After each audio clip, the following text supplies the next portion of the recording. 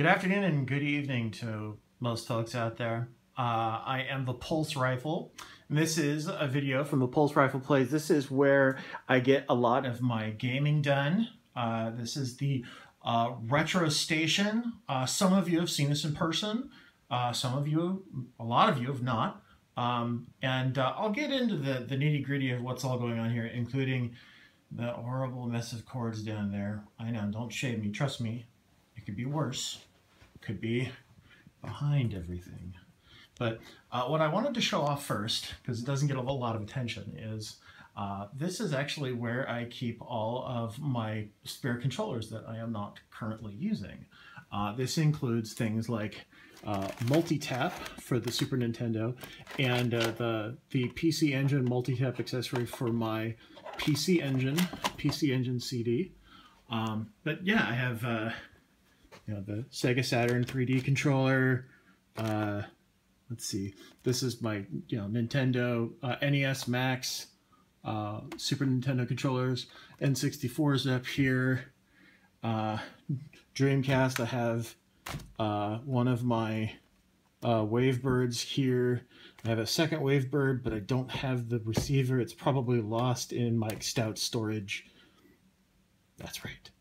And this is one of my PC Engine controllers, Sega Saturn controllers, and then I get down to like the Atari stuff. This is actually an Atari Zapper. Works with like the there's a few games that came out for the Atari 8-bit that that gun works with.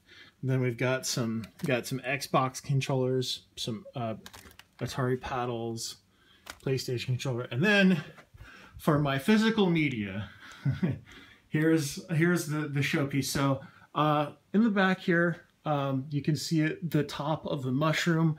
There was a 2011 Club Nintendo set of pins, and they're all filled in there. They're there. I won't take that out because that's a mess. Obviously, you can see Lagoon, Mega Man X, Space Invaders. This actually still has the little ties on it in the top, and Super Mario All-Stars. I have an Atari Flashback 4, and behind it all in this box is a Nintendo Power Pad. You can see the D of pad. Yep, there it is. And then over here, I had a complete in-box Q*bert for the Atari 800, and Math Mileage, also Atari 800. And I have a complete NES Advantage. Fedco for 40 bucks, y'all. That's right. So, and then onto the shelves. Now, this guy works with C batteries, but this is the NES Satellite that allows for not only playing on the Nintendo, but you can play 4 players, and it's wireless. I can pull this up. Hard to do it one-handed, but as you can see, 4 players there, and it connects to 2. So there you go there. That explains that. And obviously I have my Nintendo games lined up. I just recently got this little guy from Chris Glass. Got it at the last SC3 in November. And then I've had this for a long while. Can't really tell you how old that is. I don't honestly know, but it's pretty up there. And then my next shelf, I've got all the games that, well, most of the games that I worked on. The only 2 that are missing are Alpha Protocol and Enemy Territory Quake Wars. But these, I'm really proud of these, and so I have them displayed over my Nintendo stuff. And then I've got some new Star Wars figurines. I kind of was like, if I have the opportunity to buy like strong female characters that are like heroines or whatever, I'm gonna throw down the cash. Why the hell not?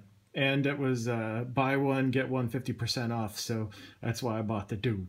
And I've got the Power Glove just chilling out here on top of a working NES Advantage. And yes, that's 1, that's 2. And then that's 3. I have 3 Nintendo machines, all fully working. One of them has a replaced cartridge slot, and it doesn't work in the down position. It has to be up. So if you're into like the old way that it used to work, that's not the way you want it. Okay, so moving on. And then behind here, you can kind of see I have some 32X games in the back. It might be just a little too dark. That might help. So there's some 32X games and some Game Boy games in their original cartridge holders. And oh, I should also say, up here, I've got Galaxian, and that is fully working. Yep. I suck at it one-handed. How about that?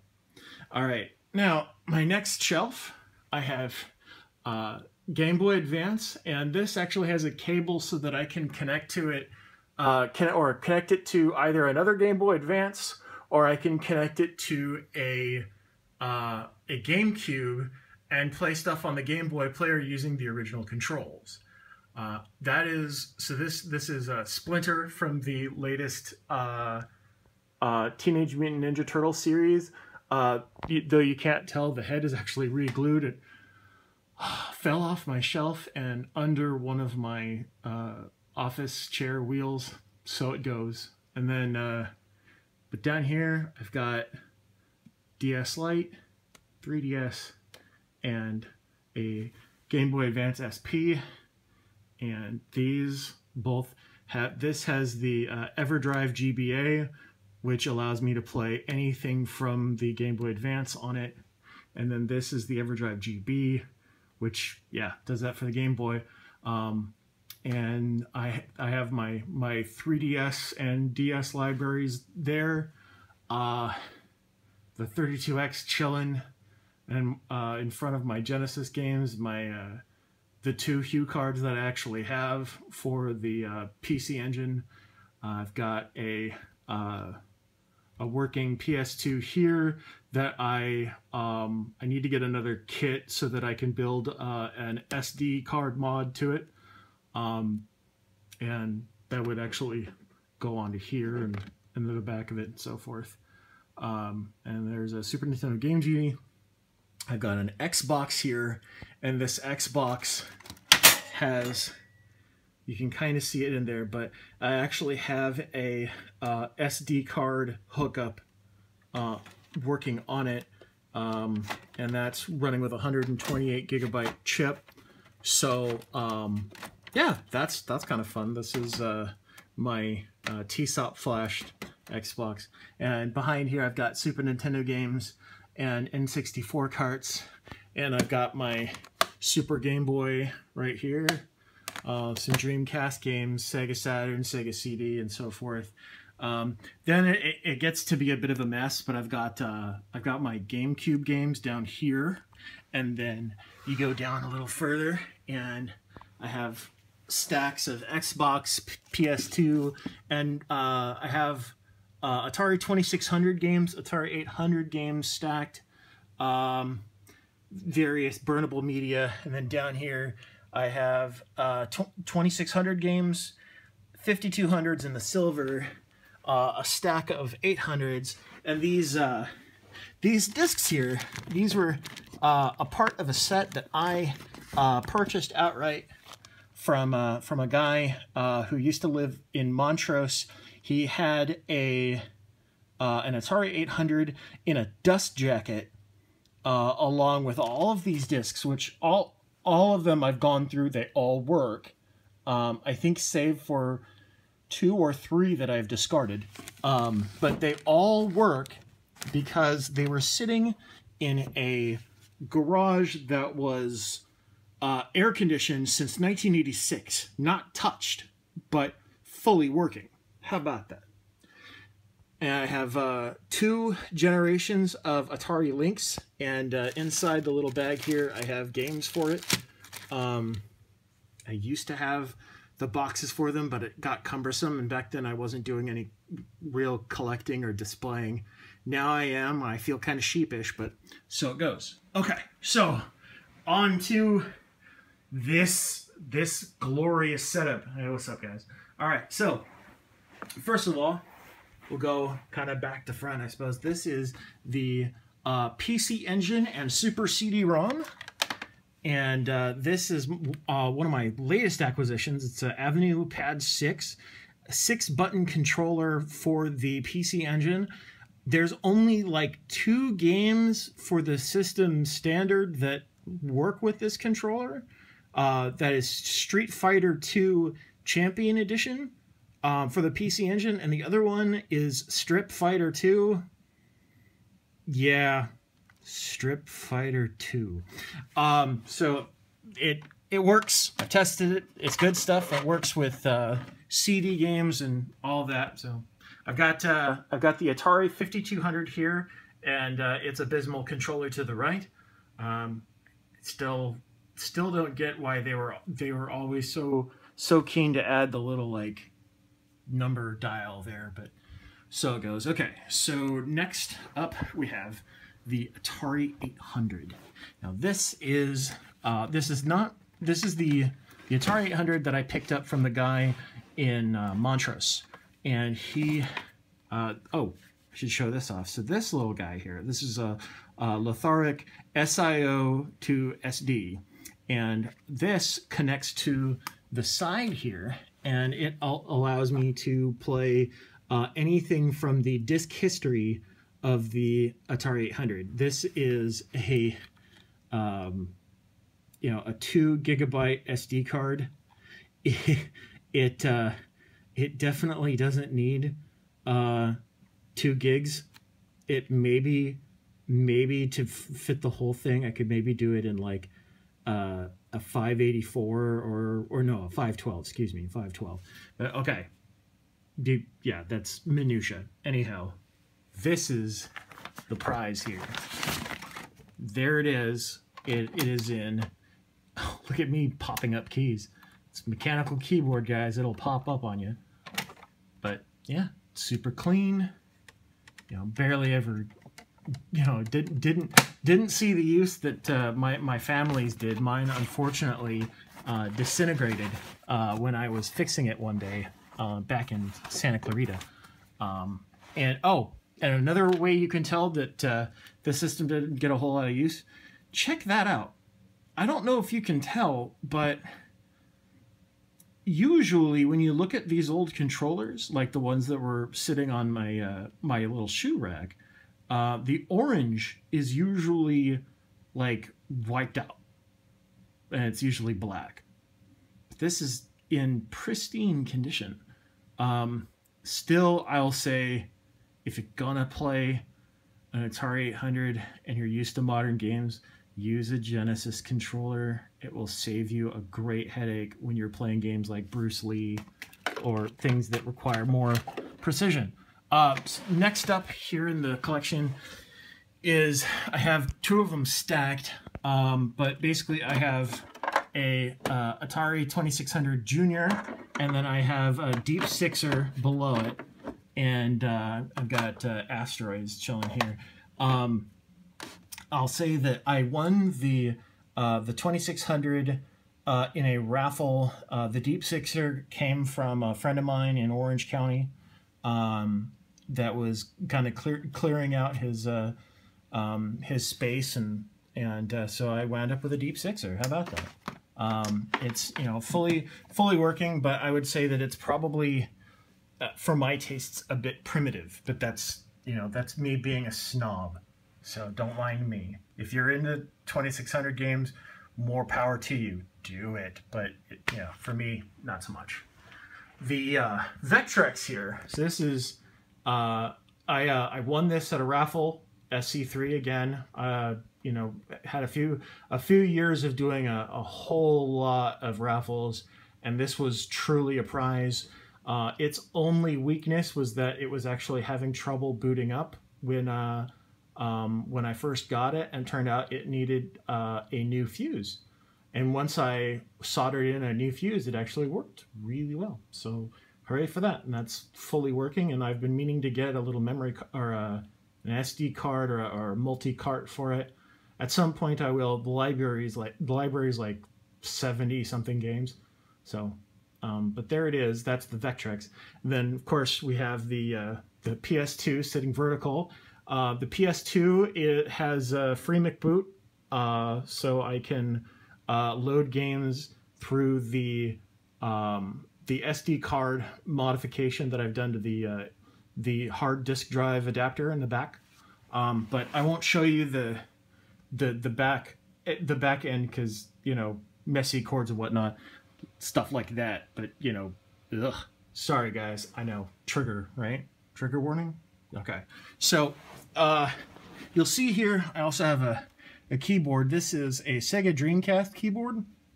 I bought it originally for Phantasy Star Online. That's right, Phantasy Star Online.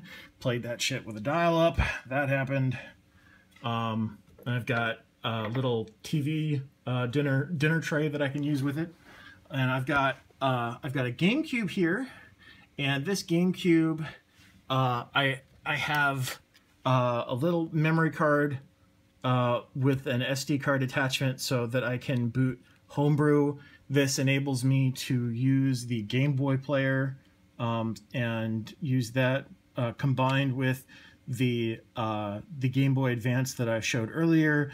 I can actually play it using legit controls on this TV right here. And then to the left, I have an Xbox.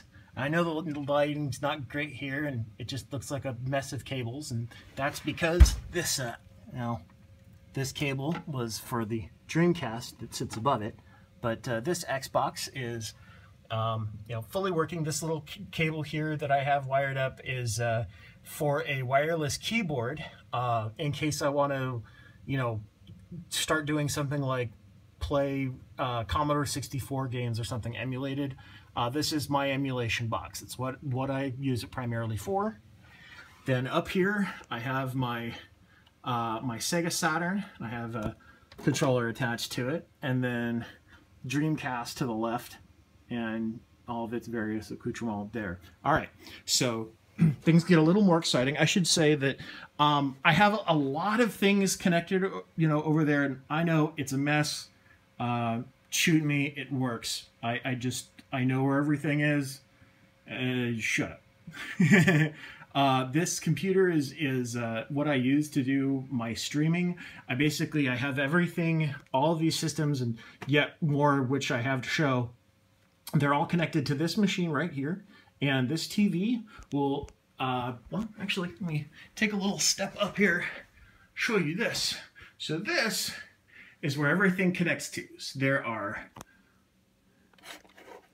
8 switches, and then I have a series of these both manage my my S-Video connections. So all the systems that aren't on S-Video are actually connected through the big long guy there, but these all of my S-Video systems, such as the Wii, the N64, Super Nintendo, Xbox, PS2, and my Sega Genesis. They're all hooked up through S-Video, and then, yeah, I have the rest of it connected through the other. So that's not terribly interesting. Sorry about that, guys. A little detour. You'll see this guy. That's my Virtual Boy, and I've repaired it using the oven method, which I've been told won't completely fix it, but for me it does good in the pinch. It will likely need more TLC later, so it goes. So let's come back down here. So that's my N64, and with it I have the EverDrive 64 and a memory card there, and that lets me play pretty much everything that I want for the N64. There are exceptions, such as games for the 64DD, the disk drive system that I don't have, that I don't want. And it won't play Animal Crossing 64 because it doesn't have a real-time clock. But it does everything else, and that's good for me. Then over here, back in the bitch corner, is my Sega Genesis and Sega CD, and that's connected through an S-Video mod, and it has a really neat little blue light when I turn it on. Instead of it being red, it's bright blue. So that's cool. I dig that. And then I have Mega EverDrive. I've got a little chippy sticking out of it, and that will play most everything I care about and more. And then up here we have the Super Nintendo Junior and an SD to SNES. This has a little spring mechanism for it, but yeah, I have the ability to play games that actually do Redbook audio and FMVs, which weren't originally made for the system, but people have hacked into it and made it work. And I've got oh, can you see it? It's a little purple LED that got added, and in the back there, though I can't really make much use of it in my current setup, it actually has an SPDIF out, so I have the ability to get digital audio off the Super Nintendo, which is pretty sweet. I dig that. And then over here, I have my Nintendo, and of course I have the Nintendo 4-score on top of it, in case I want to play, you know, 2-player Smash TV or what, you know, whatever you want. I've got it there, and then I've got my my Joy-Card Sansui. Dig this thing. It's funny, you know, when I was a kid and I had it, I always thought that my parents cheaped out with what they bought. Nope. These were the best third-party controllers that could be bought. And when I had the chance to snag them up, or snag one up, somebody was selling them for $10 a pop, and I jumped at it. So hell yeah for that. But anyhow, that's about it for my station. And I've got various other media and my mic stand that I use for when I'm doing recording during videos and that aren't these videos.